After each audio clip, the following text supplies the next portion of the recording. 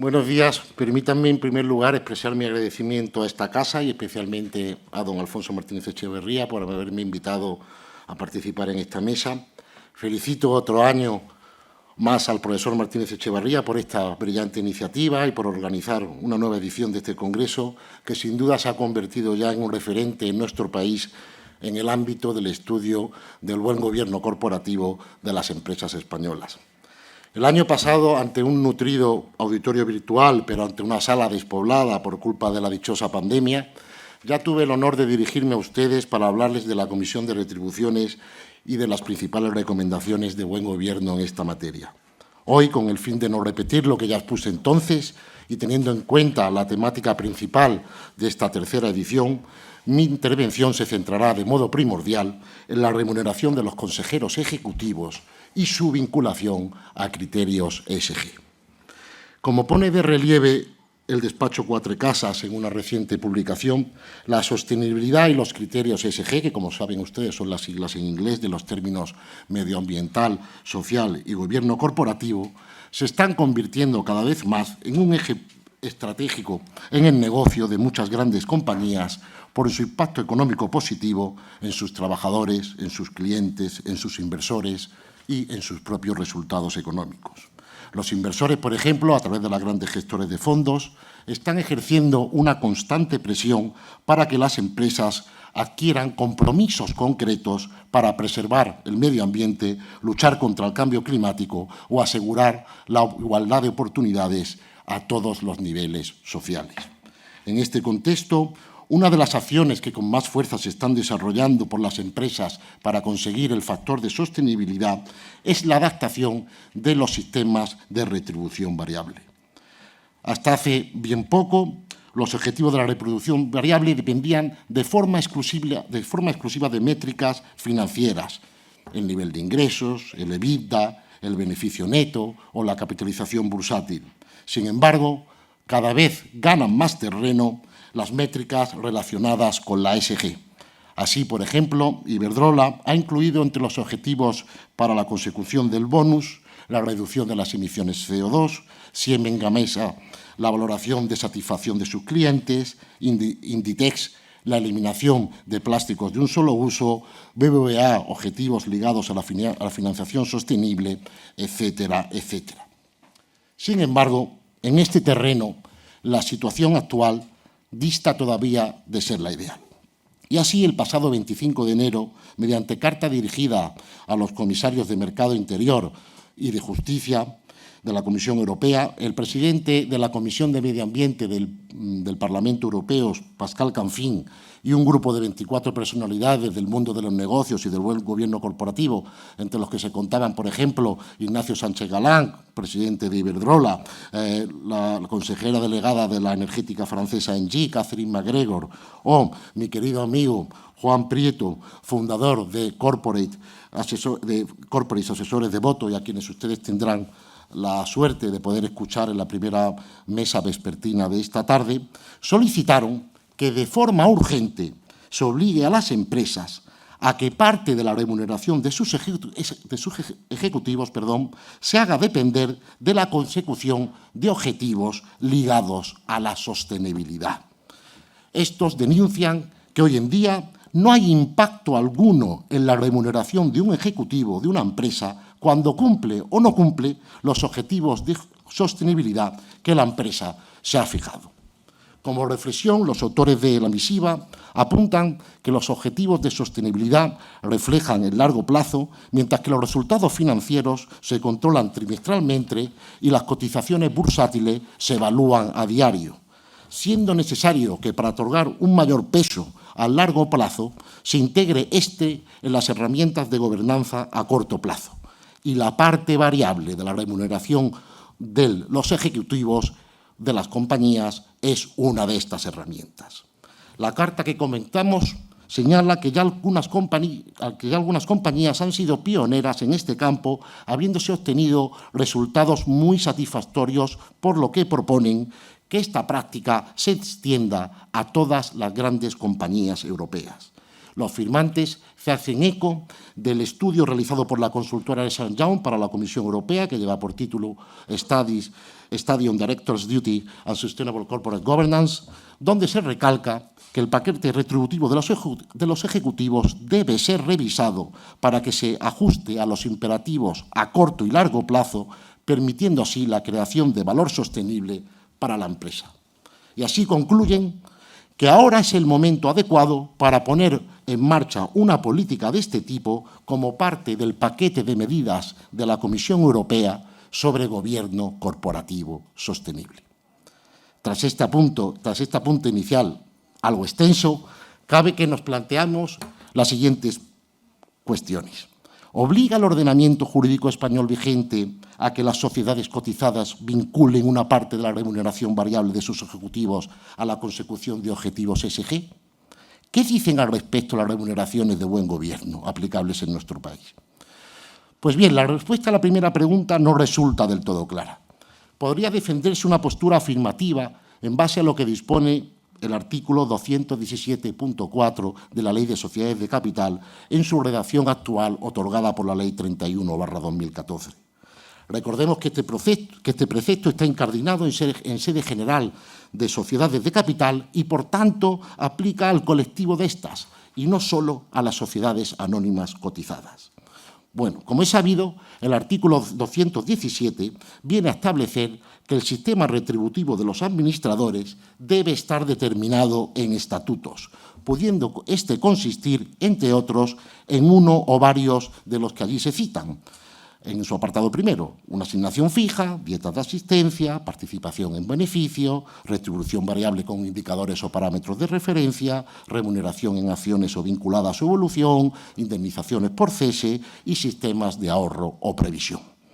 Como gran novedad en materia de remuneraciones de administradores, el apartado cuarto del artículo 217 previó que éstas deberán en todo caso guardar una proporción razonable con tres factores. En primer lugar, con lo que denomina importancia de la sociedad, parámetro que los tribunales de justicia, y valga por todas la sentencia de la Audiencia Provincial de Palma de Mallorca de 2 de mayo de 2017,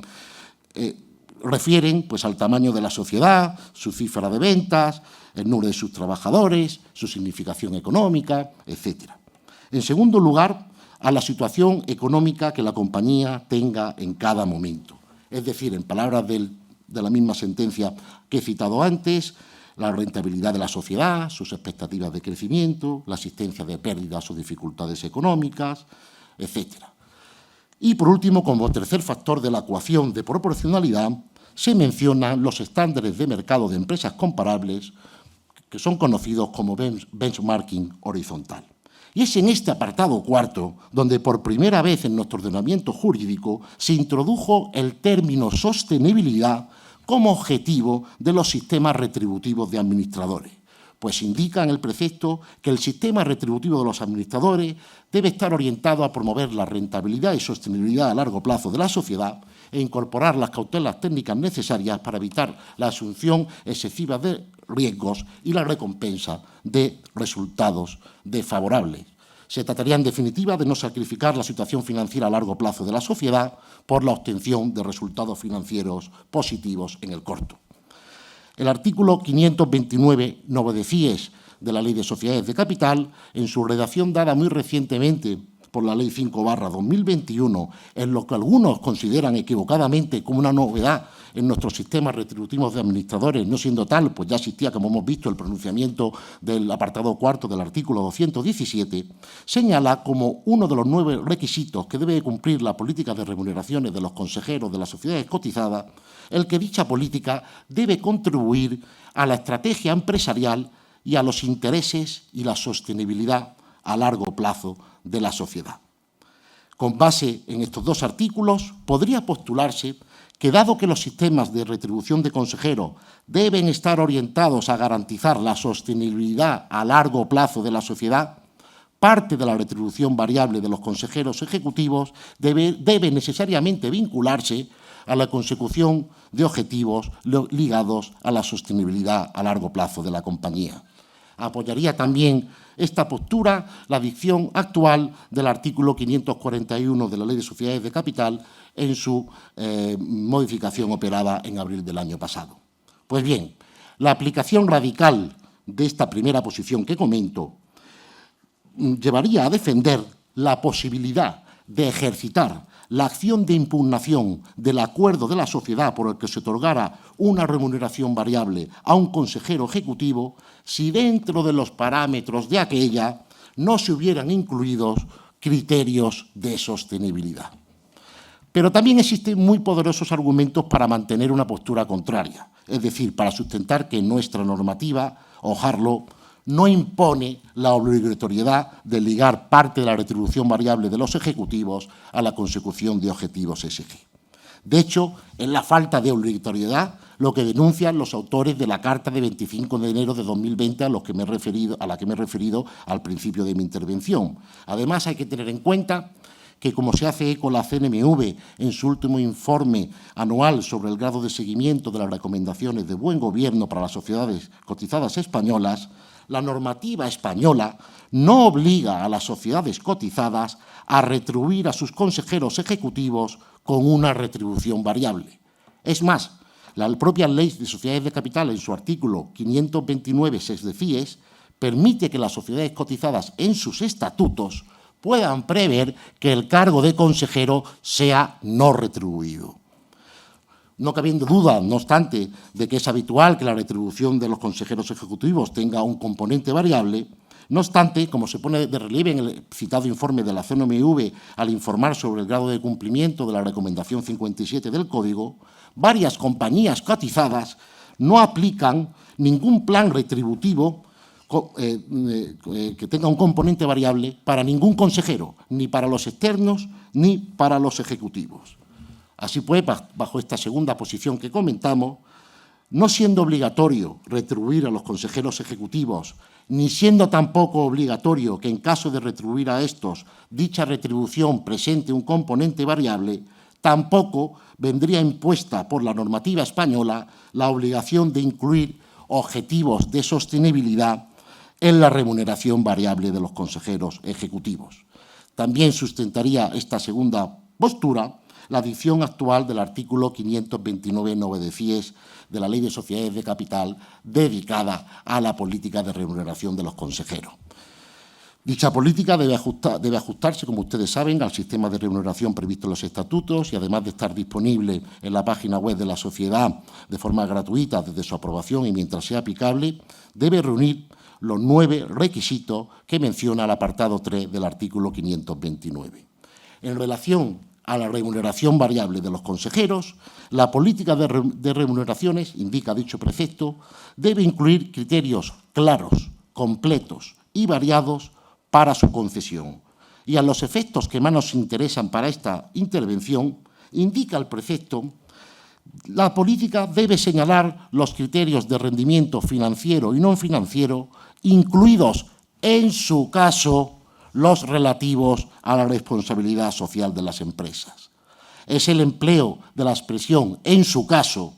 que antecede a los criterios relativos a la responsabilidad social de las empresas, lo que llevaría a concluir que no existe, por tanto, obligación de fijar como objetivo de la retribución variable de los consejeros criterios ESG, pues solo si se hubiesen establecido como criterios de devengo de dicha retribución deben detallarse en la política de remuneraciones. Lamentablemente debemos concluir que esta segunda posición, es decir, la que defiende la no obligatoriedad para las sociedades cotizadas de vincular parte de la remuneración variable de los consejeros a la consecución de objetivos ESG, parece encontrar mayor sustento legal que la contraria. Ello obviamente no quiere decir ni mucho menos que no solo es deseable, sino también lógico imponer dicha obligación. Conviene recordar que la propia Ley de Sociedades de Capital, en su artículo 529 ter, relativo a las facultades indelegables del Consejo de Administración de las sociedades cotizadas, incluye entre aquellas 2 de singular importancia. En primer lugar, la aprobación de la política de responsabilidad social corporativa, letra A. Y, en segundo lugar, la determinación de la política de gobierno corporativo de la sociedad y del grupo del que sea entidad dominante, letra C. Resultaría, por tanto, más que justificado que los consejeros ejecutivos, que son los encargados de implementar y ejecutar las distintas políticas de la compañía que establece el Consejo de Administración por mor del artículo 529 ter, y no solo la política de RSC ni la política de buen gobierno corporativo, sino también la política de inversiones, la política de financiación, la política de gestión y control de riesgo, fueran remunerados en caso de tener éxito en la aplicación de dichas políticas y, por el contrario, sufrieran una merma en su remuneración variable en caso de que dicha ejecución no fuese la correcta. Esta línea es la que sigue el Código de Buen Gobierno de las Sociedades Cotizadas vigente en nuestro país, si bien, a nuestro juicio, de forma demasiado parca. Dicho código, que como saben, fue aprobado en 2015 y ha sido objeto de reforma parcial en junio de 2020, es de asunción voluntaria por las sociedades cotizadas bajo el principio cumplir o explicar. Pues bien, en la recomendación 58, que está dedicada a la remuneración variable de los consejeros ejecutivos, se aboga porque las políticas de remuneraciones incluyan los límites y cautelas precisas para asegurar que tales remuneraciones guardan relación con el rendimiento personal de dichos consejeros y no derivan solo de la evolución general de los mercados o del sector de la actividad en que opera la compañía u otras circunstancias similares. Se recomienda seguidamente, y esto es lo verdaderamente trascendente a los efectos que quiero resaltar, que los componentes variables de las remuneraciones deben estar vinculados a criterios de rendimiento que sean predeterminados y medibles y que promuevan la sostenibilidad de la empresa, incluyendo criterios no financieros que sean adecuados para la creación de valor en el largo plazo. Y cita como ejemplo de estos el cumplimiento de las reglas y procedimientos internos de la sociedad y sus políticas para el control y gestión de riesgo. La recomendación concluye aconsejando que los componentes, y voy ya terminando, antes de que se me aperciba, que los componentes de la retribución variable de los consejeros o ejecutivos deberían configurarse sobre la base de un equilibrio entre objetivos a corto, a medio y largo plazo, de forma que se retribuya el rendimiento continuado durante un periodo de tiempo suficiente, evitando así que los parámetros de ese rendimiento giren en torno a hechos puntuales, ocasionales o extraordinarios. Pues bien, esta es la única mención que se contiene en el Código de Buen Gobierno español en relación al tema que nos ocupa. Sería del todo punto deseable que existiese una recomendación de buen gobierno específica y separada sobre este punto, que en términos más contundentes que los actuales abogase por la conveniencia de que parte de la retribución variable de los consejeros ejecutivos estuviera vinculada al cumplimiento de la política de sostenibilidad de que se hubiese dotado la compañía y a la consecución de criterios ESG. Apuntar finalmente que el 81,7% de las sociedades cotizadas declararon seguir esta recomendación 58 y en el informe de la CNMV se pone de relieve cómo hay hasta 19 sociedades cotizadas españolas que declararon que no seguían esta recomendación porque los componentes variables de las remuneraciones de sus consejeros no incluían criterios no financieros que fueran adecuados para la creación de valor a largo plazo. Y ya si acaso en el turno de preguntas, pues haré un esbozo de lo que se anuncia que está pronto por llegar. Muchas gracias.